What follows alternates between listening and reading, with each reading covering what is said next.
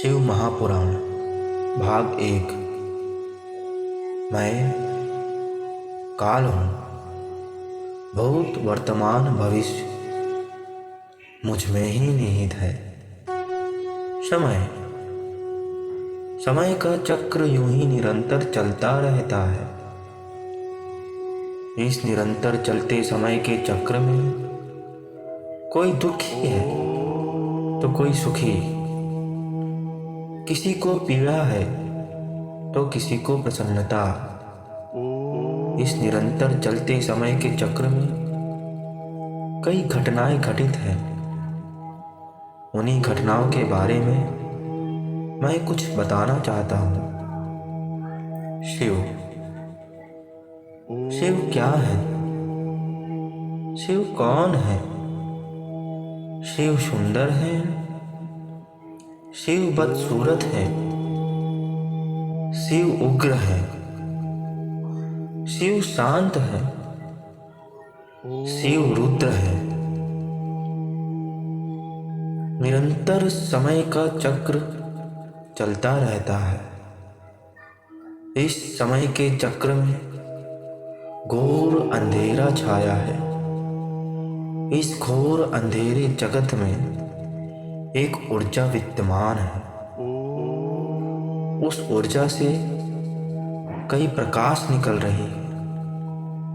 अग्नि की तरह धधकती ज्वाला मानो सब कुछ जलाकर राख कर दे।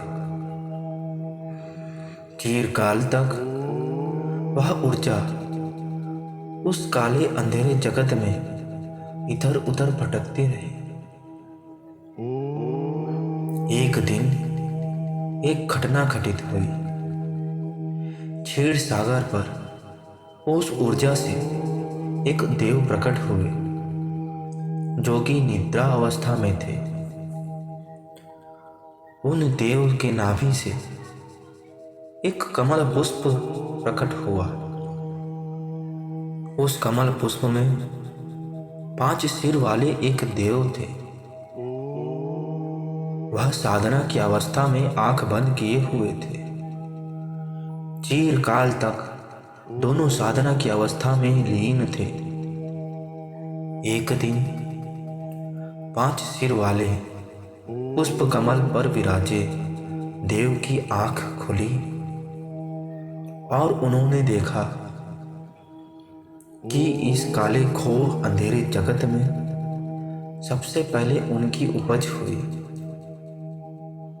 सर्वप्रथम देवता वही थे और उनसे क्षीर सागर पर निद्रा अवस्था में बैठे देव की उपज हुई। 5 सिर वाले देव के मुख से ध्वनि निकली। वह ध्वनि निद्रा अवस्था में लेटे देव के कानों पर पहुंची। उन देव की भी आंखें खुली और उन्होंने देखा कि उनकी नाभि से एक कमल पुष्प प्रकट हुआ। उस कमल पुष्प में 5 सिर वाले एक देव थे जिनकी मुख से ध्वनि निकल रही थी जो कि उनके कानों पर पहुंच रहे थे।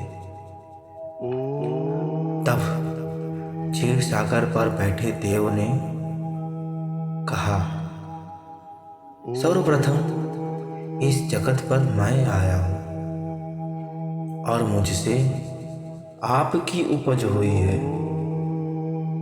5 सिर वाले देव ने कहा, नहीं, सर्वप्रथम मेरी नेत्र खुली है और इस जगत पर सर्वप्रथम मैं आया हूं और मुझसे आपकी उपज हुई है। दोनों में बहस सी छिड़ गई। पहले मैं आया हूं और मुझसे आपकी उपज हुई है। यह बहस निरंतर चिरकाल तक यूं ही चलती रही। दोनों देवों ने इसका प्रमाण खोजा।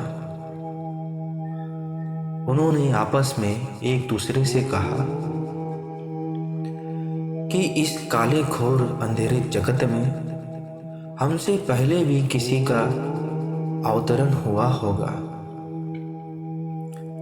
चलकर उन्हें ढूंढते हैं और उनसे प्रमाण लेते हैं कि इस जगत में सर्वप्रथम कौन आया और किससे किसकी उपज हुई।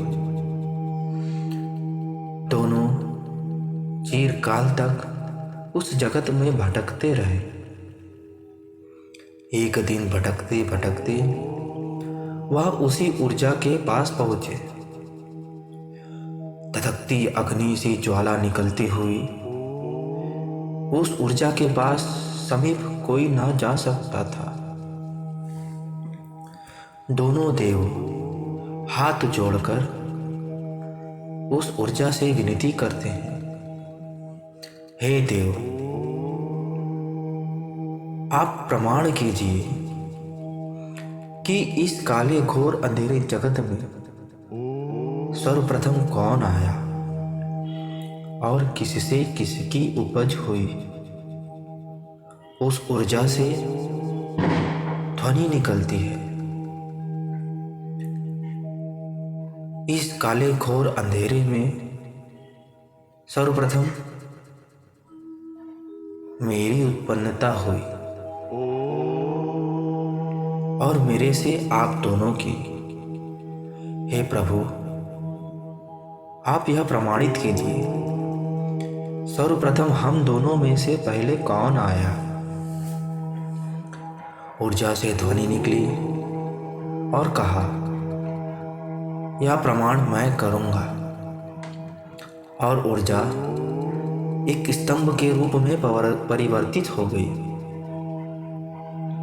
उस स्तंभ से एक ध्वनि निकली कि जो कोई भी देव इसका आरंभ और अंत सर्वप्रथम ढूंढ लेगा, वही इस जगत में सबसे पहले आया और उससे ही दूसरे की उत्पत्ति हुई। और यह कहकर वह स्तंभ बढ़ता चला गया। कमल पुष्प से निकले 5 सिर वाले देव ने प्रारंभ को चुना और निद्रा अवस्था में लेटे हुए क्षीर सागर पर जो देव उत्पन्न हुए, उन्होंने अंत की ओर जाने का फैसला किया। वह अंत की ओर जाते रहे, निरंतर चिरकाल तक जाते रहे। उन्हें समझ आ गया कि यह ऊर्जा रूपी स्तंभ का ना तो कोई प्रारंभ है और ना ही कोई अंत, वह तो आदि और अनंत है। यह कहकर वह अपने स्थान पर आ गए। 5 सिर वाले देव जो कि प्रारंभ की ओर निकल पड़े थे, रास्ते में उन्हें केतकी का पुष्प मिला। उन्होंने केतकी का पुष्प धारण किया और केतकी के पुष्प से कहा कि तुम इस बात की प्रमाण हो कि मैंने इस ऊर्जा रूपी स्तंभ का प्रारंभ ढूंढ लिया है। केतकी के पुष्प से ध्वनि निकली, हाँ, मैं यह बात कहूंगा कि आपने प्रारंभ ढूंढ लिया है। तब 5 सिर वाले देवता ने कहा, केतकी का पुष्प मुझे अति प्रिय होगा। भविष्य में किसी भी भक्त ने मुझे केतकी का पुष्प चढ़ाया तो उसे मेरा आशीर्वाद सदा बना रहेगा। यह कहकर वह अपने स्थान पर लौट आए। अपने स्थान पर आकर देखा कि प्रथम देव पहले ही अपने स्थान पर थे। उन्हें लगा कि उन्होंने अंत ढूंढ लिया है। फिर स्तंभ से ध्वनि निकली, अच्छा बताइए, किसने सर्वप्रथम मेरा अंत ढूंढा। तब देव ने कहा, मैं निरंतर चिरकाल तक अंत की खोज में चलता गया और मुझे ना तो इसका अंत मिला, और मैंने यह समझ लिया है कि इसका ना तो अंत है ना प्रारंभ, यह तो आदि और अनंत है। तब स्तंभ से और ध्वनि निकली। उन्होंने 5 सिर वाले देवता से पूछा, क्या आपने मेरा प्रारंभ ढूंढ लिया है? तब 5 सिर वाले देवता ने कहा,